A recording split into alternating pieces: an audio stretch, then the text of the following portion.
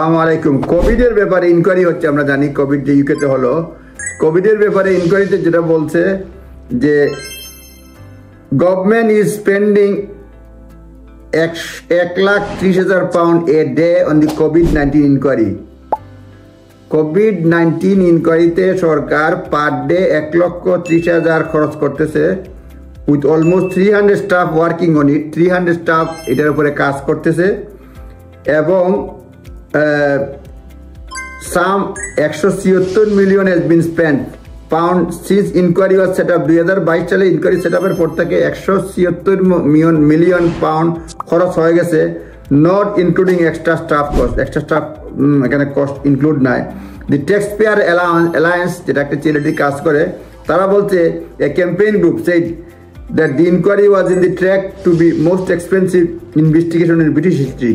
এই ইনকোয়ারিটা British হিস্ট্রিতে most expensive এটা বলছে।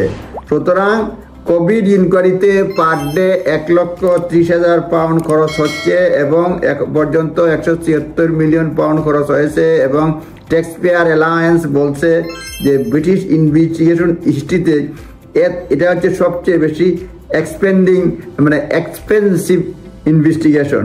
দেখা যাক এখন কি হয়, মানে কোন পর্যায়ে যায় গভর্নমেন্ট, মানে আরও সময় লাগবে পুরোপুরি ইনভেস্টিগেশন রিপোর্ট আসলে বোঝা যাবে কি কারণে হয়েছে, কি কি রিকমেন্ডেশন করে এবং এটার আদৌ লাভজনক কোনো ধরনের রেজাল্ট আছে কিনা। পরে কথা হবে। আসসালামু আলাইকুম।